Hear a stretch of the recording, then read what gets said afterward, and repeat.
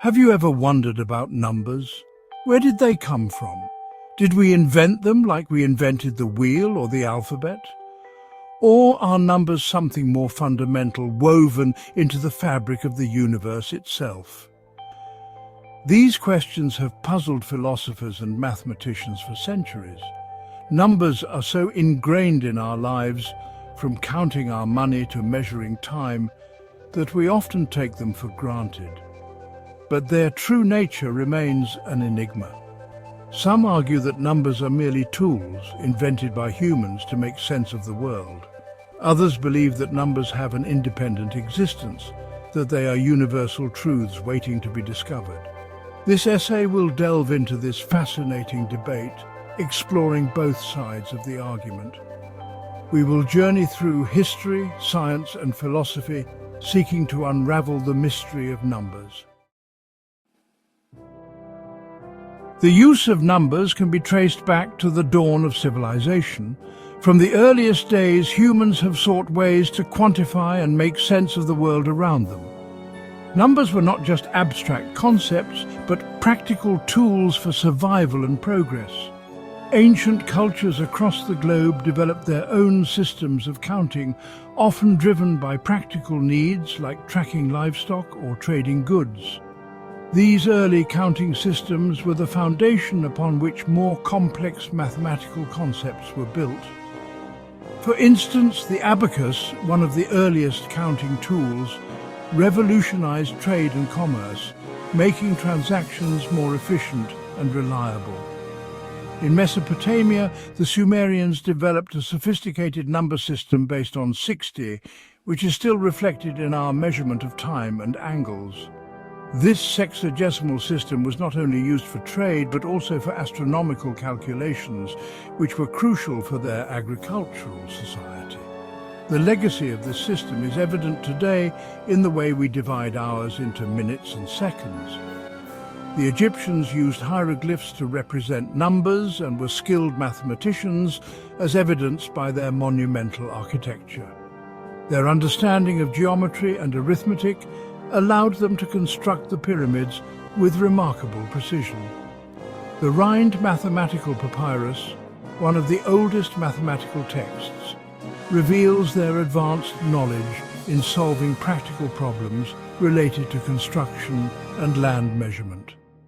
The ancient Greeks, particularly the Pythagoreans, held a mystical view of numbers, believing them to be the building blocks of the universe. Pythagoras and his followers saw numbers as the essence of all things, influencing not only mathematics, but also philosophy and science. Their work laid the groundwork for many mathematical principles that are still in use today. They saw mathematical ratios and patterns in music, astronomy, and even in the human body. The Greeks discovered that musical harmony is based on numerical ratios, and they used geometry to understand the cosmos and human anatomy. This holistic approach to numbers and their applications highlighted the interconnectedness of different fields of knowledge. These early civilizations recognized the power of numbers to describe and understand the world around them. Numbers became a universal language, transcending cultural and linguistic barriers. They were used to record history, predict astronomical events, and develop new technologies. The ability to quantify and analyze phenomena was a significant step in human intellectual evolution. But were they merely imposing their own order on a chaotic universe? Or were they tapping into something deeper, something that existed long before humans walked the earth? This question continues to intrigue philosophers and scientists alike. The quest to understand the true nature of numbers and their role in the cosmos is an ongoing journey, one that bridges the ancient and the modern, the known and the unknown. The debate over the nature of numbers often boils down to two opposing viewpoints: constructivism and Platonism. This age-old philosophical question has intrigued thinkers for centuries, sparking intense discussions and deep reflections. Constructivists, as their name suggests, believe that numbers are mental constructs, tools invented by humans to organize and quantify our experiences. They argue that without human cognition, numbers would not exist. This perspective sees mathematics as a creation of the human mind, a language we develop to make sense of the world around us. Just as a hammer is a tool for driving nails, numbers are tools for counting, measuring, and comparing. They are practical instruments that help us navigate our daily lives, from simple tasks like keeping track of time to complex scientific calculations. Platonists, on the other hand, subscribe to the views of the ancient Greek philosopher Plato, who believed that numbers exist in a realm of abstract, unchanging forms. According to this view, numbers are not mere inventions, but eternal truths that we discover. They exist independently of our minds, waiting to be uncovered through mathematical inquiry. In this view, numbers are not inventions but discoveries. They exist independently of human thought, and we merely uncover them through our mathematical explorations. This perspective suggests that mathematics is a universal language, one that reveals the underlying order of the cosmos. The constructivist view emphasizes the human element in mathematics, while the Platonist view sees mathematics as transcending human thought. Constructivists highlight the creativity and ingenuity involved in developing mathematical concepts, while Platonists focus on the timeless and universal nature of mathematical truths. Both perspectives have their strengths and weaknesses, and the debate continues to this day. Constructivism offers a more flexible and adaptive approach to mathematics, one that can evolve with our understanding. Platonism, however, provides a sense of certainty and stability, suggesting that mathematical truths are out there, waiting to be discovered. As we continue to explore the mysteries of mathematics, this debate remains a central and fascinating part of the journey. Section 4, Nature's Numbers, Patterns or Pure Chance. One of the most compelling arguments for the inherent nature of numbers lies in the natural world.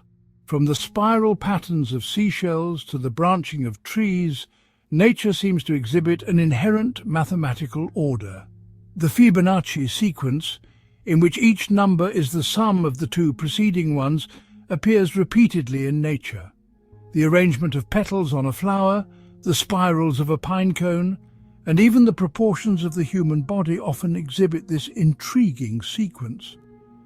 Is this evidence that numbers are embedded in the very fabric of the universe, or are we simply imposing our own mathematical interpretations on random natural phenomena? The answer, like many things in this debate, is not always clear-cut. Section 5. The Infinite Puzzle. Grasping the Ungraspable. The concept of infinity poses a particularly intriguing challenge to our understanding of numbers.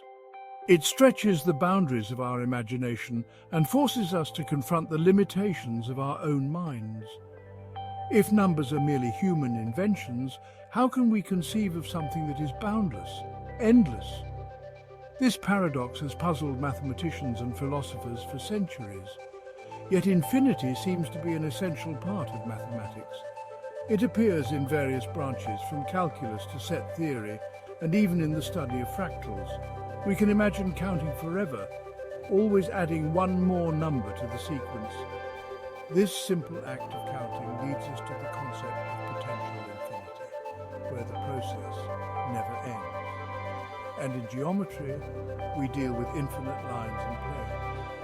These concepts help us understand the properties of shapes and spaces that extend beyond our physical world. Some argue that infinity is further evidence of the transcendent nature of mathematics. It suggests that mathematical truths exist independently of human thought, waiting to be discovered. If our minds, which are finite, can grasp the concept of infinity, perhaps it points to something beyond our own limited existence. It raises questions about the nature of reality and our place within it. Others see infinity as a useful mathematical concept, a tool for exploring limits and boundaries, but not necessarily a reflection of reality. They argue that infinity is an abstraction, a way to simplify complex problems. This perspective allows us to use infinity in practical applications, such as engineering and physics, without needing to encounter it directly. After all, we have never encountered infinity in our physical world. The vastness of the universe, the endless horizon of the ocean, and the boundless expanse of a desert all hint at infinity, but they are not truly infinite. They are finite, measurable, and ultimately comprehensible. The debate over the nature of infinity continues to inspire and challenge us. It pushes the boundaries of our knowledge and invites us to explore the unknown. Whether we see it as a profound truth or a convenient fiction, infinity remains one of the most fascinating and elusive concepts in mathematics. In the end, grasping the ungraspable may be an endless journey, but it is one that enriches our understanding of the universe and our place within it.